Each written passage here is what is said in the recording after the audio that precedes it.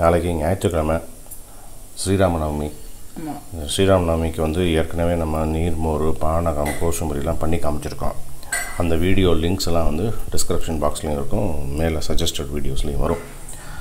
இப்போ இந்த வருஷம் நம்ம என்ன பண்ண போகிறோம் அப்படின்னா, கிர்னி பழத்தில் பானகம் பண்ண போகிறோம்.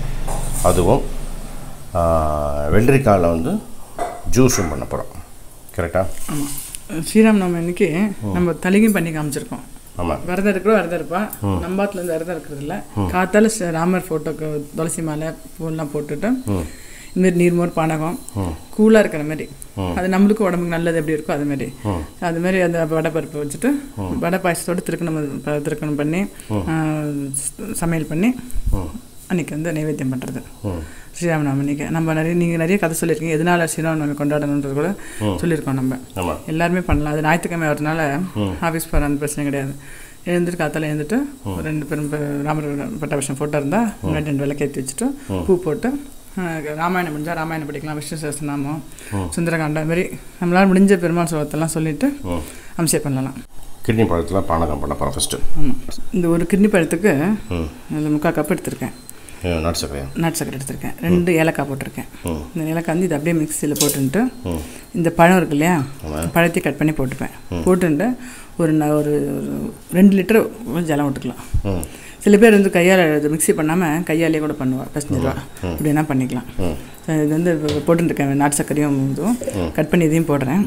மீன் டைம் நீங்கள் சொன்னீங்களே சிவவாக்கியம், ஆமாம், அதை பற்றி அப்புறம் ராமநவமி பற்றி அந்த மந்த்லி விசேஷங்கள் வீடியோ போடும்போது சொல்லியிருக்கோம். இந்த தடவை ராமநவமிக்கு சிவவாக்கியர் பற்றி பேசலாம் அப்படின்னு. சிவவாக்கியர் அப்படிங்கிறவர் வந்து ஒரு சித்தர், 18 சித்தரில் வந்து முக்கியமான சித்தர். அவர் பேர் வந்து சிவவாக்கியர். அவர் 500க்கு மேலே பாடலாம் பாடிட்டார். அதெல்லாம் வந்து சிவவாக்கியம் அப்படின்னு சொல்லுவாள். ஏன் அப்படின்னா, அவர் பிறக்கும்போதே சிவ அப்படின்னு சொல்லிகிட்டே பிறந்தாராம். அதனால் வந்து அவர் வந்து சிவவாக்கியர் அப்படின்னு சொல்லுவார். இன்னொரு விஷயம் என்னென்னா, அந்த காலத்துலலாம் வந்து வானப்பிரஸ்தம் அப்படின்னு சொல்லுவாள். ஒரு வயசுக்கு ஆனதுக்கப்புறம் இல்லறத்தை விட்டு துறவரத்துக்கு போவார். இவர் வந்து இல்லறத்திலே இருந்து துறவராக இருந்தவர். கல்யாணம் பண்ணிட்டு அதில் வந்து துறவரம் இருந்தவர். அதனால் இதில் இருக்கிற நன்மை தீமைகளும் தெரியும், அதில் இருக்கிற நன்மை தீமைகளும் தெரியும். ஆமாம். ஸோ இதில் வந்து இந்த மாதிரி மக்கள் வந்து உழண்டுருக்காளே, இந்த கஷ்டம், இந்த பிணிகள்லேருந்து இவாளை வந்து எப்படி இவாளை வந்து விடுவிக்கணும் அப்படின்னு ரொம்ப யோசனையாக இருந்திருக்கார் அவர். ஒரு நாள் வந்து மூங்கில் காட்டில் போய் மூங்கில் உடைக்கிறதுக்காக போகிறார். அந்த மூங்கிலை உடைக்கும்போது அதுலேருந்து பொன் துகள்லாம் விடும், அப்படி கொட்டுறது. அதை பார்த்துட்டு ஒரு 4 பேர் ஓடி வராங்க. ஓடி வந்து அதெல்லாம் எடுத்துன்னு போகணும் அப்படின்னு பார்க்குறாங்க. அப்போ அவள்கிட்ட சொல்கிறார் சிவவாக்கியர், இந்த பொன்னாசை, பெண்ணாசை, மண்ணாசைலாம் வந்து அழிவுக்கு தான் காரணம். இந்த ஆசையை வந்து வெளியே வாங்கும், அதுதான் வந்து ஒரு நிரந்தர ஒரு பேரின்பத்தை கொடுக்கும்.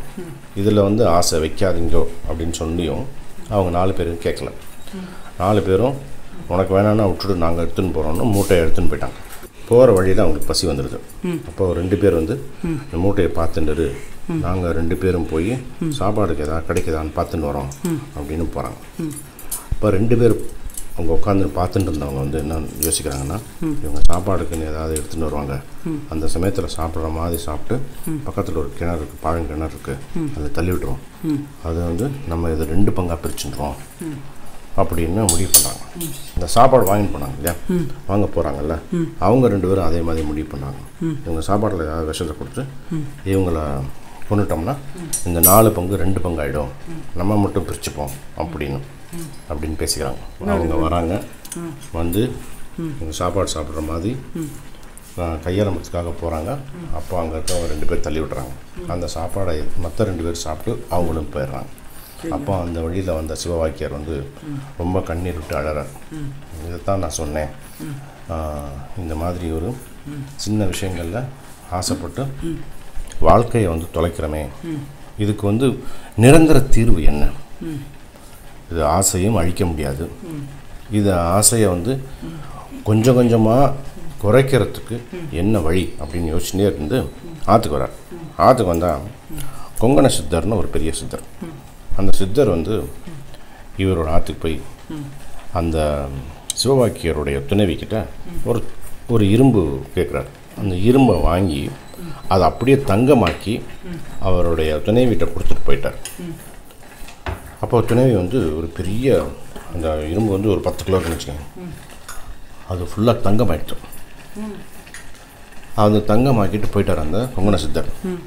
இவ சிவபாக்கியர் வரும்போது அவள் கையில் 10 கிலோ தங்கம் இருக்குது. அவள் ஒய்ஃப் வந்து காமிக்கிறான், இந்த மாதிரி கொங்கண சித்தர் வந்தார், இந்த இரும்பை வந்து தங்கமாக்கிட்டாருன்னு. இது வந்து அழிவுக்கு தான் காரணம், இதை வச்சுக்கப்படாது அப்படின்னு சொன்னோடனே அந்த துணைவி வந்து அதை அப்படியே கிணத்துல போட்டுறான். அந்த காலத்துலலாம் ஹஸ்பண்ட் சொன்னால் அவன் கேட்டுருவான். அது அப்படியே இப்போ கேட்க மாட்டேன்ல, இப்போ கேட்குறது இல்லையா? இப்பயும் கேட்பான். எல்லாம் இதாக கேட்டுருந்தா இப்போ எல்லோரும் எப்பயுமே இல்லை சொல்கிறேன், அப்படியே கிணத்துல போட்டுறான்.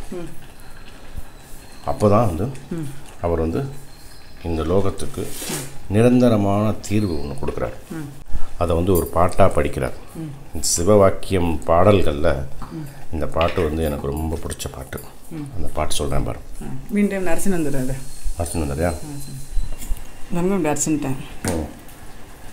இதில் வந்து ஜலம் வந்து 1க்கு 5 பங்கு 6 பங்கு நம்ம எவ்வளோ வேணுமோ எடுத்துக்கலாம். ஆமாம் பாருங்க, இந்த மாதிரி ஜலமாக எடுத்துட்டா இது வந்து இந்த சீசன் ரொம்ப சீப்பாக கிடைக்கிறது இல்லையா? வெறும் நார்மல் பானை பண்ணுறதுக்கு இது நல்லாயிருக்கும். நம்ம பானையில் வந்து சுக்குப்பொடி போடுவோம்.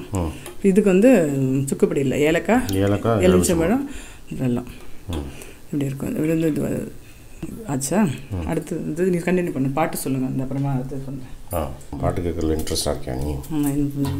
இப்படி தங்க கட்டியே கொண்டு இதில் போட்டுறாளே, ப்ரிப்பேர் பண்ணி இருக்கணும். அந்த சிவவாக்கியர் பெரிய சிவபக்தர். அந்த சிவபக்தர் சொன்ன விஷயம் இந்த பாட்டில் என்னன்னு பார்ப்போம். அந்தி மாலை உச்சி 3 ஆடுகின்ற தீர்த்தமும் சந்தி தர்ப்பணங்களும் தபங்களும் செபங்களும் சிந்தை மேவு ஞானமும் தினம் செபிக்கும் மந்திரம் எந்தை ராம ராம ராம ராம எனும் நாமமே. என்ன சொல்கிறான்னா, அந்தி மாலை உச்சி, அதாவது காலை மாலை நண்பகல் 3 வேளையும் குளிச்சுட்டு ஆடுகின்ற தீர்த்தமும் சந்தி தர்ப்பணங்களும் தபங்களும் ஜபங்களும் சிந்தை மேவு ஞானமும் தினம் செபிக்கும் மந்திரமும். தினம் ஜபிக்கும் மந்திரம் அப்படின்னா காயத்ரி. எல்லாத்துக்கும் இந்த எல்லா புண்ணிய காரியங்களுக்கும் எல்லா விஷயங்களுக்கும் ஈடானது ராமநாமமே. சொன்னவர் வந்து சிவபக்தர். ராமநாமம், ராமநாமத்துக்கு ஈடு இணை இல்லை. ராமனை விட உயர்ந்தது ஒரு விஷயம் இருக்குது இந்த லோகத்தில் அப்படின்னா அது ராமநாமம் அப்படின்னு சொல்லல. அந்த மீனிங் அதான் மீனிங் சொல்லுவாள். அந்த மாதிரி ராமனை விட சிறந்தது எது அப்படின்னா ராமநாமம் அப்படின்னு சொல்லுவாள். அது மாதிரி இது எல்லாத்துக்கும் இணையானது ராமநாமம். அவர் வந்து இல்லறத்தில் துறவரம் இருந்து மக்கள் படுற கஷ்டமெல்லாம் பார்த்து இதுக்கு என்னதான் விடிவு அப்படின்னு உணர்ந்து அவர் சொன்ன வாக்கியம். அதனால தான் சிவ வாக்கியம் அப்படின்னு சொல்லுவார். அந்தி மாலை உச்சி 3 ஆடுகின்ற தீர்த்தமும் சந்தி தர்ப்பணங்களும் தபங்களும் ஜபங்களும் சிந்தை மேய்வு ஞானமும் தினம் ஜபிக்கும் மந்திரம் எந்தை ராம ராம ராம ராம எனும் நாமமே. சூப்பராக அந்த பாட்டு இப்படி சொல்லியிருக்காருல்ல, கரெக்டு தான் இல்லை? ஆமாம், ராமா ராமான்னு சொன்னால் போகிறோம். அதான் பெரிய மந்திரம்லாம் உனக்கு தேவையில்லை, பெரிய சாஸ்திரங்கள்லாம் படிச்சுக்கணும்னு அவசியம் இல்லை. இவருடைய குரு வந்து செருப்பு தைக்கிறவர். இந்த சிவவாக்கியருடைய குரு வந்து செருப்பு தைக்கிறவர், ஆனால் சாஸ்திரங்கள் எல்லாத்தையும் படித்தவர். ஸோ அந்த மாதிரி இப்பேற்பட்ட ஞானிகள் உணர்ந்து சொல்லியிருக்காங்கன்னா அதில் ஒரு விஷயம் இருக்கு இல்லையா? ஸோ அதை ஃபாலோ பண்ணணும். இது வந்து வெள்ளரிக்காயை தோல் சீச்சுன்ட்டு கட் பண்ணிட்டேன். ஒரு 4 புதினா, உப்பு, எலுமிச்சம்பழம் இது நல்லா நைஸாக அரைச்சின்ட்டு எவ்வளோனா ஜலம் கலந்துக்கலாங்க. அப்படியா? இது பண்ணி வந்துடுறேன் பாருங்க. இந்த எண்ணெய் அரைச்சின்ட்டு இல்லையா? இது வந்து நம்ம எவ்வளோ வேணுமோ ஜலம் விட்டுக்க வேண்டியதான்.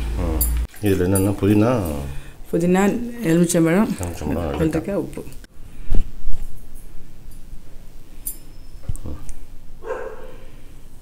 இருக்கும்.